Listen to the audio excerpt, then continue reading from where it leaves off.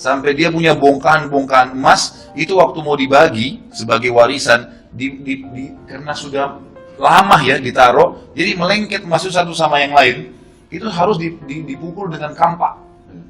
Dan yang memukulnya sama kampak itu memotong emas, dipotong emas seperti potong daging, gitu kan? Itu sampai tangannya luka. Bismillahirrahmanirrahim. Abdurrahman ibn Auf punya kelebihan yang kelima, selain perannya dalam peperangan tadi. Beliau paling gemar bersedekah, dan ini yang paling menonjol, sedekah. Ada satu konsep begini teman-teman sekalian. Subhanallah, saya tidak tahu ya, saya pun pribadi butuh memperbaiki terus diri saya, dan saya ajak teman-teman untuk itu. Pangkal kaya itu adalah sedekah. Bukan pangkal kaya itu nabung. Ini perlu diperbaiki nih, gitu kan? Karena ada prinsip kapitalis yang mengatakan ya, menabung pangkal kaya. Dan ini orang Islam banyak yang pakai nih konsepnya. Terus dapat gaji nabung, terus gini. Dan orang kalau sudah menabung, mudah nggak untuk ngeluarin? Susah. Karena dia targetnya menabung.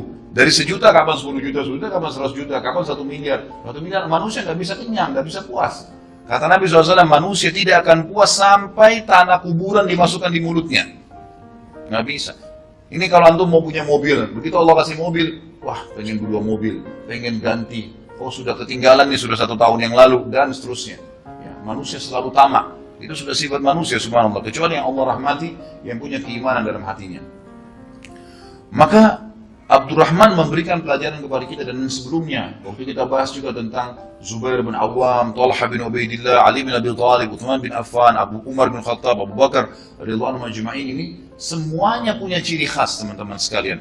Dan waktu itu yang membuat mereka jadi kaya raya, kayanya luar biasa, kayanya nggak bisa digambarin. Saya baca sampai saya bingung pakai kalkulator hitung hartanya Abdurrahman nih. Gitu. Saya pakai kalkulator di kantor saya hitung.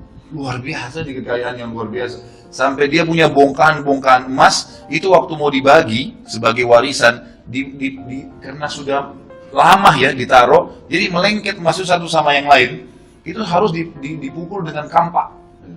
Dan yang memukulnya sama kampak itu memotong emas, dipotong emas seperti potong daging, gitu kan?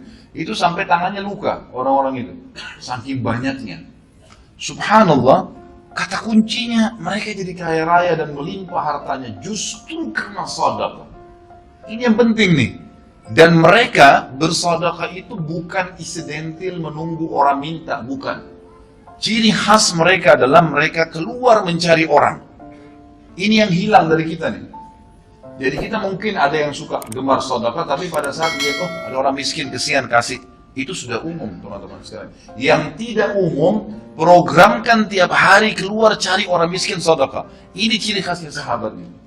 Jadi mereka menganggap itu program hidupnya. Bahkan di kalangan ahli sejarah mengatakan para sahabat melihat memberikan sedekah di jalan Allah lebih mereka dahulukan daripada mengisi perutnya yang sedang lapar. Bayangin. Jadi artinya mereka tidak mau makan sampai sudah sedekah dulu. Sampai seperti itu. Jadi sedekah itu merupakan sebuah program hidup. Dan subhanallah, dengan sedekah ini terbuka luar biasa pintu-pintu yang tidak masuk di akal kita sudah, gitu kan? Kalau mau pakai hitung-hitungan manusia, mau pakai sistem-sistem kapitalis dan non-muslim sekarang ini gak nyambung sudah. Susah sekali. Gitu kan? Karena bagi mereka mengeluarkan berarti secara matematika berkurang, kan gitu. Kalau kita tidak, Nabi SAW mengatakan dalam hadis sahih riwayat Imam Ahmad, demi zat yang ubun-ubunku dalam genggamannya, tidak ada harta yang berkurang karena sedekah. Nggak ada. Dan tidak ada seorang hamba yang bertawadhu, merendah karena Allah, kecuali Allah akan muliakan dia. Jadi Imam penyampainya jelas konsepnya. Jadi sedekah itu membuka pintu rezeki. Rahasianya itu. Keluarkan akan datang. Hadis Bukhari berbunyi, ya bena Adam, kata Nabi SAW, Allah berfirman, ya bena Adam, anfik alaih. Wahai anak Adam, berinfak dulu di jalanku, baru aku bukakan. Coba kita bersedekah ini, dan sedekah ini nggak boleh setengah-setengah. Emang betul-betul harus yang terbaik. Ya, kita berikan yang terbaik. Bagaimana kita mengeluarkan di jalan Allah Subhanahu Wa Taala dengan tidak ada pamrih?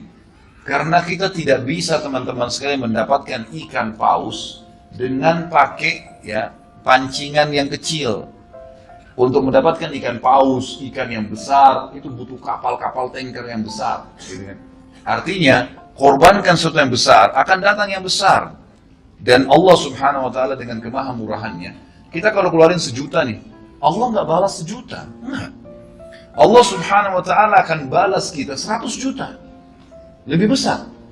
Efek ibadah itu kalau kita kerjakan, balasannya 2 berlipat-lipat. Kita sudah tahu balasannya 10 sampai 700 kali lipat. Ini bukan hanya dalam masalah pahala puasa, masalah sholat, tidak. Masalah sedekah itu pasti dijanjikan bisa 10 sampai 700 kali lipat yang dibalaskan. Itu sudah jelas. Tadi hadis berbunyi tidak akan berkurang harta karena sedekah. Kalau kita keluarkan sebagai ibadah, itu akan dibalas oleh Allah 10 sampai 700 kali lipat. Ini janji. Dan kita tahu innallaha la yukhliful mi'ad. Allah tidak akan pungkiri janjinya. Wa man asdaqu minallahi qila. Siapa yang lebih jujur daripada Allah dalam pernyataannya? Enggak ada. Ini janji. Ini ciri khasnya sahabat. Tahu betul janjinya Allah. Tahu betul apa yang disampaikan Nabi SAW benar. Enggak mungkin salah. Maka mereka terapkan dalam kehidupan mereka. Coba diperhatikan bagaimana perilaku-perilaku para sahabat pada saat mereka bersedekah. Mereka selalu memberikan yang terbaik. Bahkan yang mereka berikan itu minimal sama dengan apa yang tertinggal di hartanya. Jadi misalnya mengeluarkan setengah harta, itu minimal perilaku mereka. Ya. Jadi ada yang mengeluarkan sampai seluruh hartanya dikeluarkan. Ada yang mengeluarkan minimal setengahnya. Ini luar biasa. Mereka selalu melakukan perbuatan tersebut dengan keyakinan ini tidak akan berkurang harta karena bersedekah. Allah subhanahu wa ta'ala akan mengembalikan kepada kita berlipat-lipat ganda. Dan diantaranya bukti nyata Abdurrahman bin Auf. Abdurrahman radhiyallahu anhu. Pada saat tiba perang Badar, beliau sempat bersedekah dengan 2000 dinar. Dan pada saat itu Abdurrahman di perang Badar masih baru memiliki harta 4000 dinar dikatakan. Jadi seluruh uang yang dia miliki itu 4000 dinar. 1 dinar ini teman-teman sekalian kalau kita kurskan di hari sekarang sekitar 1.600.000. 1 dinarnya, gitu kan? Ini subhanallah kurang lebih nilainya itu 32 miliar. Keluarkan di jalan Allah setengah yang kita miliki. Abdurrahman memberikan pelajaran kepada kita teman-teman sekalian. Rasa yang ada secara eksternal dari tubuh dan perasaan yang ada internal dalam tubuh itu ditundukkan untuk Allah subhanahu wa ta'ala. Luar biasa. Jadi ini ditundukkan untuk Allah. Ini penting ya. Rasa takut, rasa suka, rasa sedih, rasa tunduk, dan itu semua dikembalikan kepada Allah subhanahu wa ta'ala. Abdurrahman radhiyallahu anhu memiliki setengah harta dan masih baru menggalang ya usahanya. Maka yang dia keluarkan pada saat dipanggil jihad setengahnya. Langsung 2000 dinar pada saat itu dikeluarkan oleh Abdurrahman. Ia juga menyumbangkan pada saat ya, waktu yang lain yang paling sering dia lakukan adalah begitu dapat keuntungan, maka dia langsung, kalau kita sekarang mungkin mobil pick up ya, dia langsung menyiapkan 1 ekor unta, 3 ekor unta, bahkan disebutkan dalam riwayat yang masyhur tentang beliau seringkali setiap dapat keuntungan pasti membeli unta itu dilengkapi dengan, kalau zaman dulu tuh memang dilengkapi ada unta khusus untuk mengangkat barang. Jadi penuh dengan perangkat-perangkatnya, ya, kantong-kantong dari kulit yang memang mengangkat barang-barang yang berat. Jadi nanti orang kalau beli, biasanya orang beli untahnya dengan beli juga barang-barang yang ada di atasnya. Kalau kita sekarang pick up dan semua perlengkapan barang dagangannya. Abdurrahman ini seringkali, gitu kan, begitu dapat keuntungan, dia tidak pikir menyimpannya. Tapi dia membeli sampai 700 ekor unta. Dan 700 ekor unta ini memenuhi jalan-jalan Madinah dengan dagang-dagangannya. Setelah penuh ini, padat, macet gara-gara 700 untanya Abdurrahman memenuhi jalan Madinah. Lalu pegawainya salah satu mengiklankan, Abdurrahman mengiklankan untuk kalian, silakan ambil semaunya. Penuh, macet, padat jalan Madinah diiklanin. Sampai masyarakat Madinah dalam riwayat dikatakan menganggap harta Abdurrahman harta mereka sendiri. Karena Abdurrahman selalu setiap orang datang mau utang diutangkan. Setiap ada orang datang mengeluh punya utang dilunasi. Dan setiap orang ada tidak pernah menolak. Orang mengatakan saya butuh ini langsung dikasih. Nggak pernah.